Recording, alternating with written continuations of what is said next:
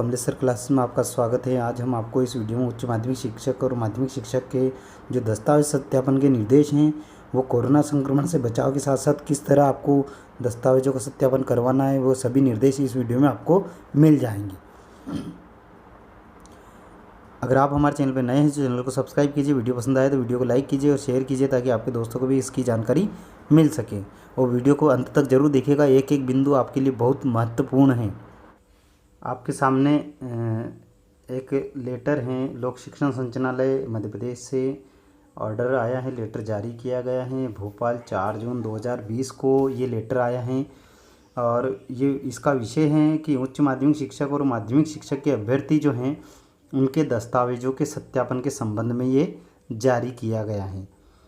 हम देखते हैं कि इसमें क्या लिखा है, एक एक बिंदु को हम समझेंगे।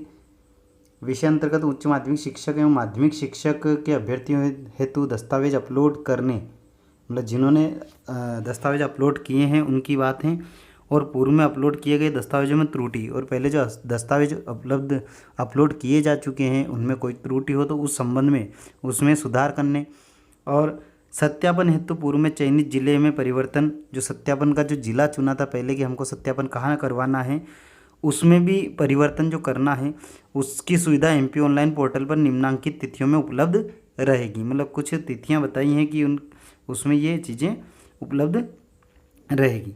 देखिए, उच्च माध्यमिक शिक्षक जो हैं उस पद के अभ्यर्थियों को जो है सत्यापन या त्रुटि सुधार के लिए जो तारीख हैं वो 5 जून से लगाकर 12 जून तक रहेगी।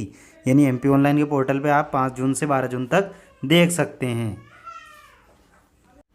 आगे है माध्यमिक शिक्षक पद के अभ्यर्थियों के लिए। अब ये माध्यमिक शिक्षक की बात हो रही, इनके लिए जो तारीख दी है वो 10 जून से 24 जून तक है त्रुटि सुधार के लिए और दस्तावेज अपलोड के लिए।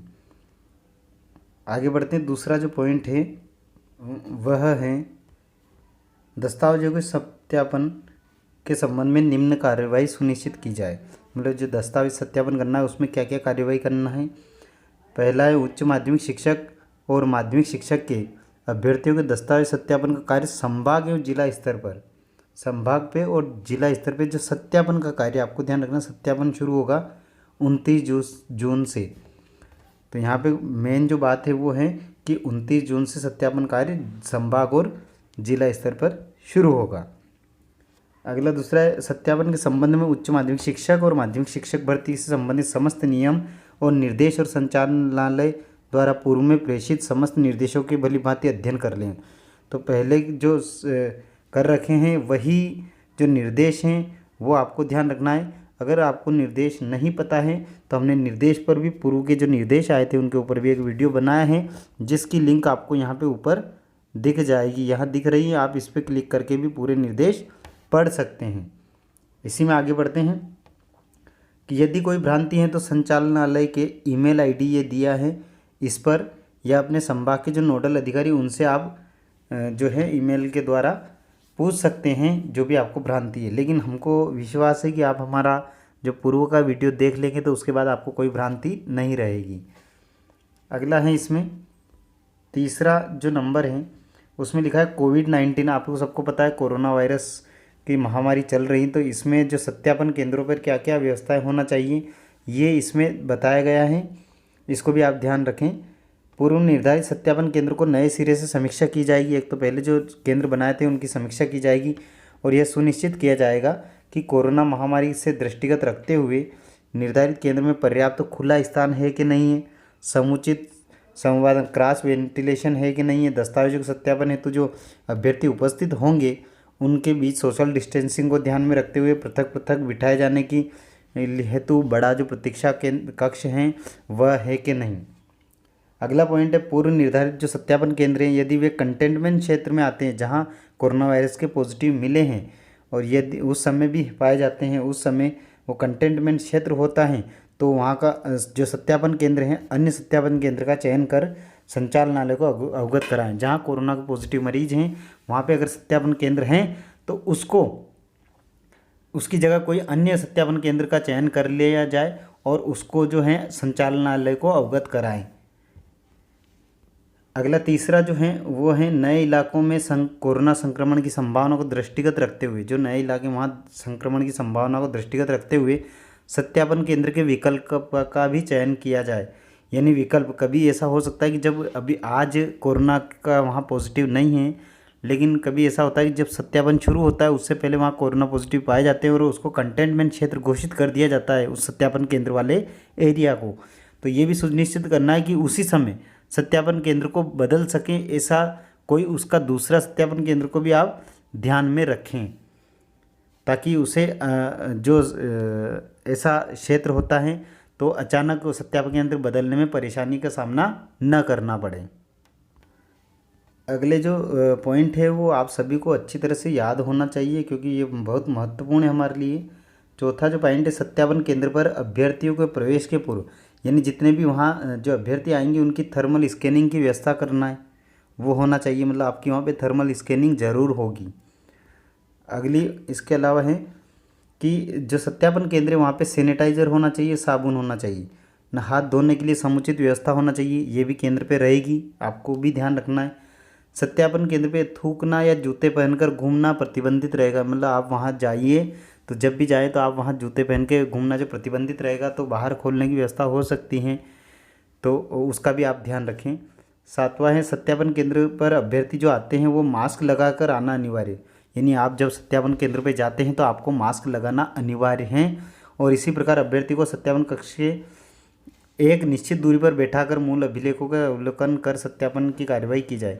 और आप जितने भी अभ्यर्थी वहाँ जाएंगे उनको एक निश्चित दूरी पर बिठाकर सत्यापनों का जो मूल अभिलेख है उनका अवलोकन कर सत्यापन किया जाएगा, ये करना है।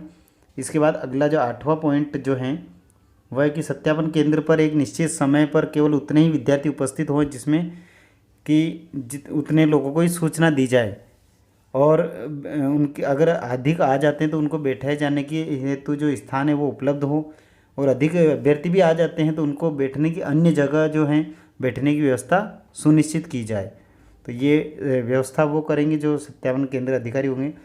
अगला है कि अभ्यर्थी हेतु पेयजल व्यवस्था होना चाहिए, डिस्पोजल गिलास का वहाँ उपयोग होना चाहिए या बोतल हो, और सुनिश्चित किया जाए कि वे पर्यावरण के अनुकूल होना चाहिए।